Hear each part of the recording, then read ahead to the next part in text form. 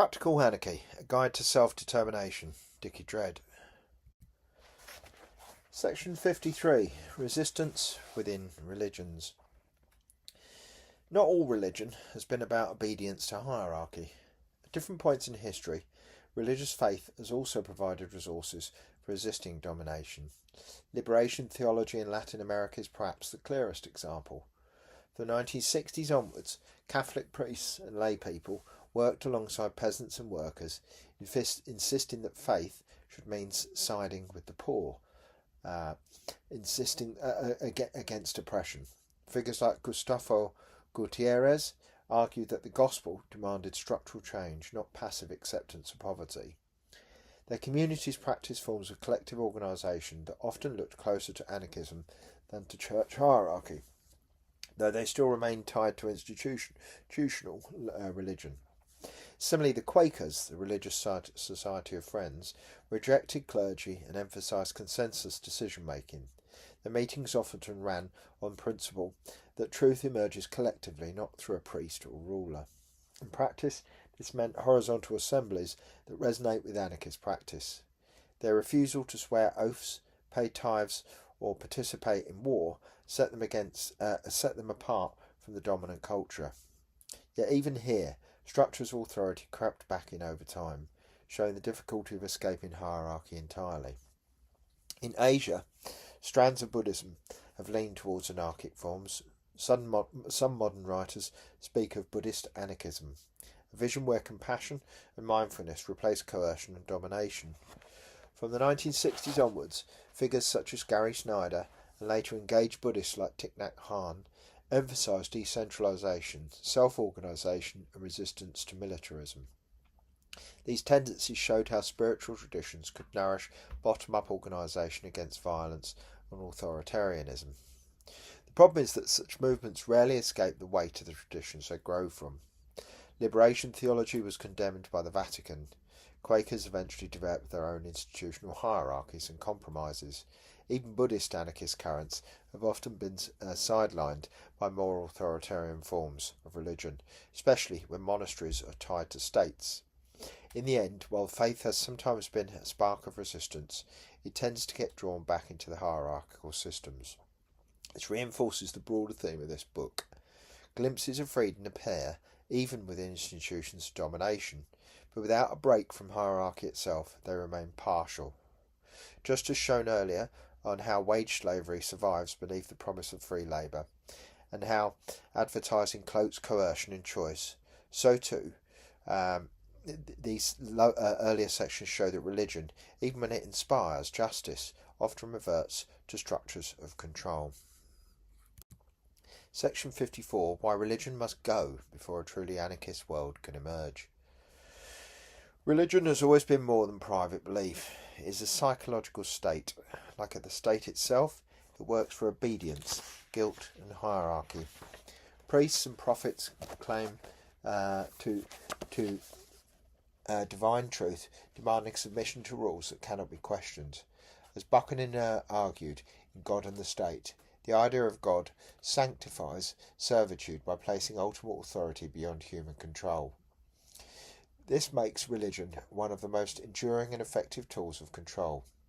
Even where it has inspired resistance, as shown earlier, the gravitational pull back to hierarchy is hard to escape. If anarchism is about dismantling all structures of domination, then dogma cannot be left standing. Without challenging the authority of sacred texts, clergy or divine sanction, freedom will always be partial. Emma Goldman insisted that religion, along with property and government, form the trinity of oppression, each reinforcing the other, and each requiring dismantling. Just as was shown earlier about wage slavery lurks beneath the promise of free labour, so too religion hides chains beneath the promise of salvation. Contemporary critics have made similar arguments from outside the anarchist tradition. Richard Dawkins described religion as a virus of the mind, replicating obedience across generations. Christopher Hitchens went further, arguing in God is Not Great that religion not only poisons personal freedom, but actively fuels violence and repression. From earlier perspective, anarchist or secular humanist, Dogma appears as a mechanism for curbing thought and stifling autonomy. The comparison with earlier sections on advertising is instructive. Advertising manufactures desire and compliance without overt coercion. Religion manufactures obedience and guilt in the same way. Both operate in the realm of psychology, shaping behaviour through invisible levers, which makes them doubly powerful and doubly insidious. This is not a call to erase meaning, ritual, or spirituality. Many traditions have offered glimpses of cooperation, reverence for nature, or practices of care. But when tied to hierarchy, they become cages. To move beyond states and markets, we must also move beyond gods and masters.